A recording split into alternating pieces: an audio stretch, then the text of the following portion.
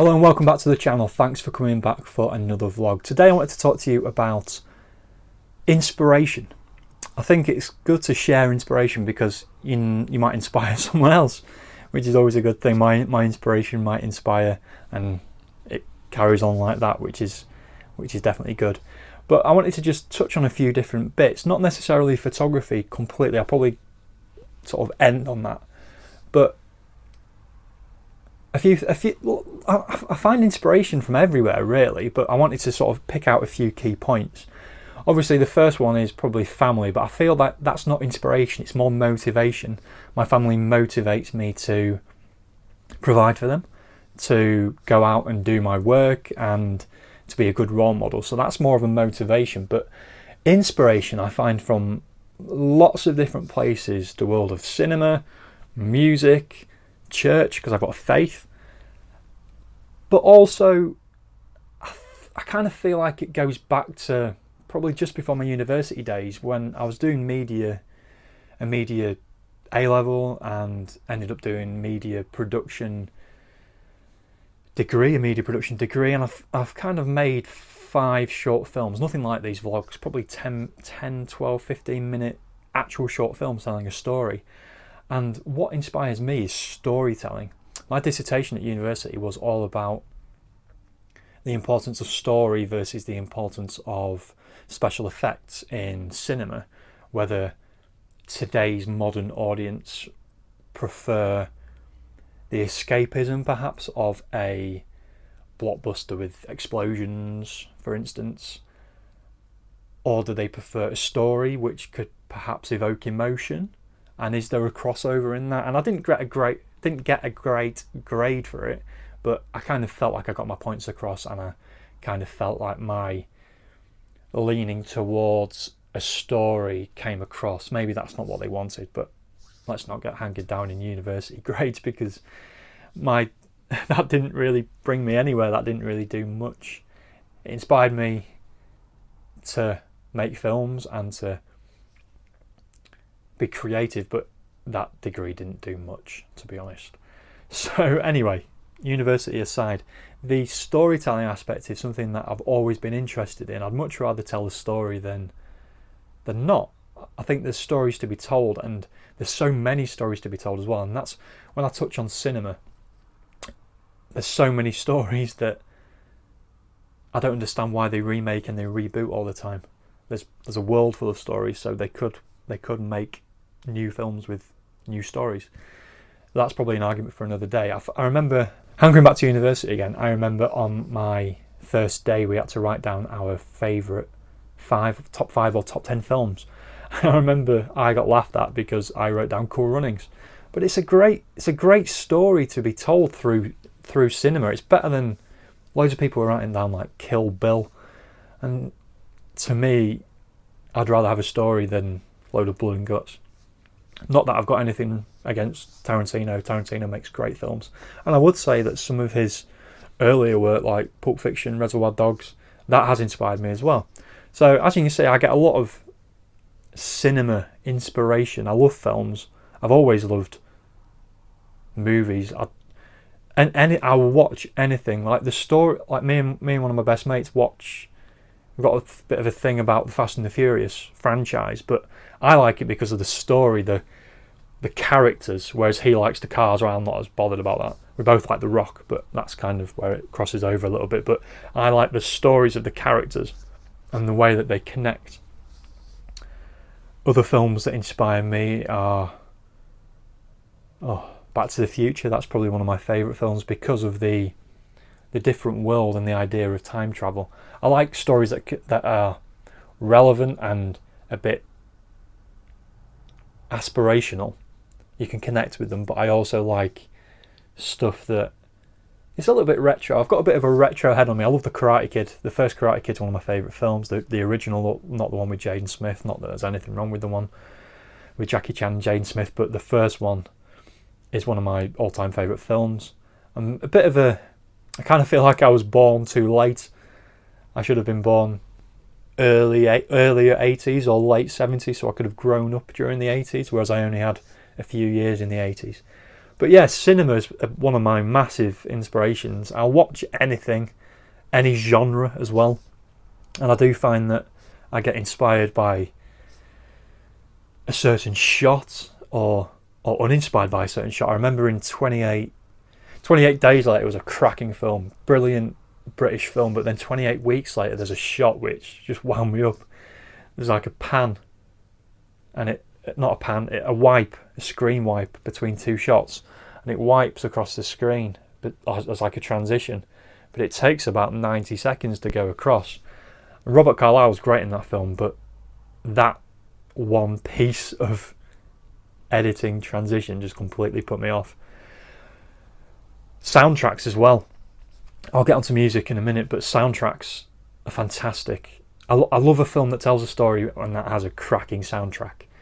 I also love TV. Loads of different programs, shows, series.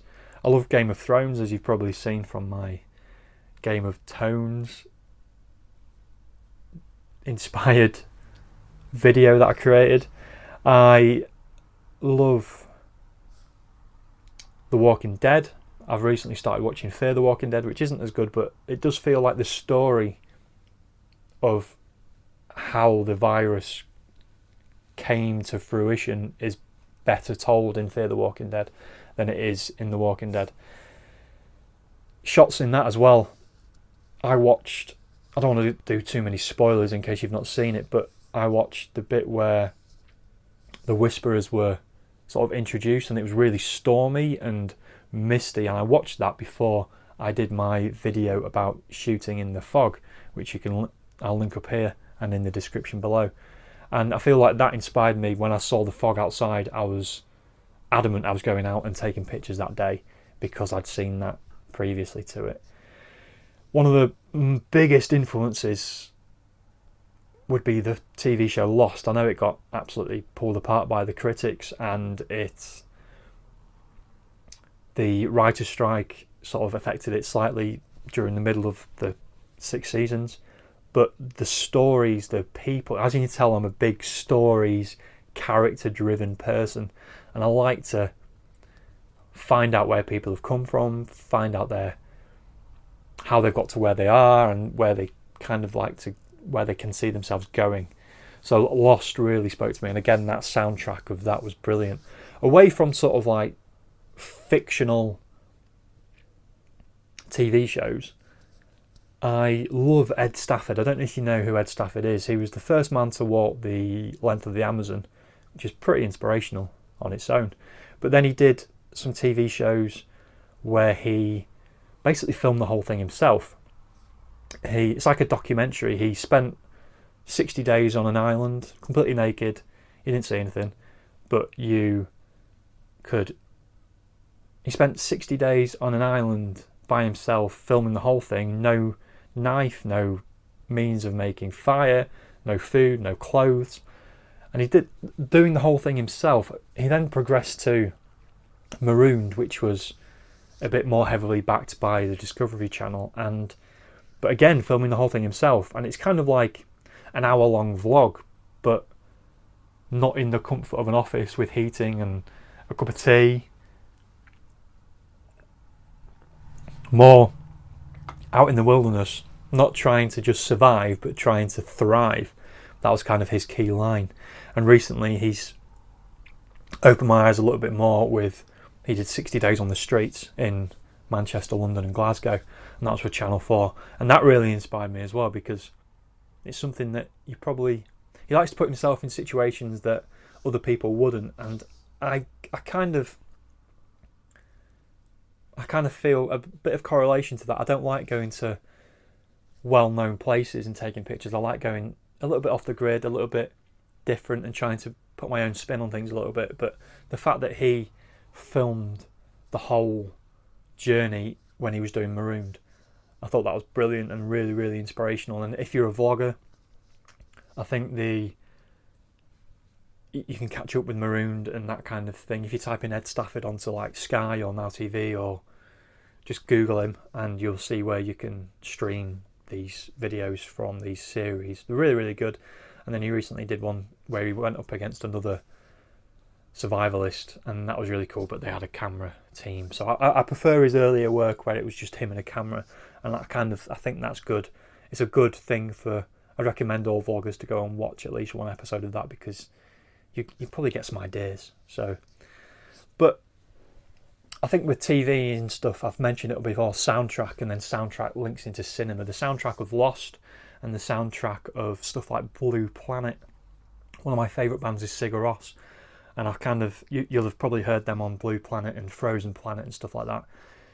One of their most well-known songs is Hoppy Poller, and I edited a video of me and my wife for our wedding day. When I was doing my speech, I wanted to have a video that I could sort of put on, so I edited that to Hoppy Poller. It's a very, very well-known song, you've probably heard it, but there's so many other songs, and they've done soundtracks, and the lead singer John Z has done soundtracks for How to Train Your Dragon, and which is great for kids, and We Bought a Zoo, and that We Bought a Zoo story would not be the same without that soundtrack. And I think it shows the importance of music. There are people that don't listen to music, that's fine, I've got no problem with that, but when you're creating a video, when you're creative, I think music can have a massive place, and it certainly has a massive inspiration on me. One of my favourite bands is the Guillemots,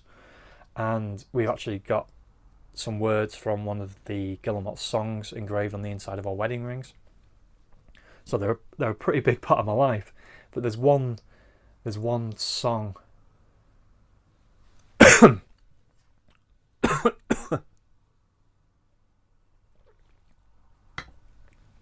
but there's one song, and the line from, but there's this one line from a song, and it says, "Slow down, you'll only get burned out." And I think that speaks volumes, because I have felt the need to slow down a lot.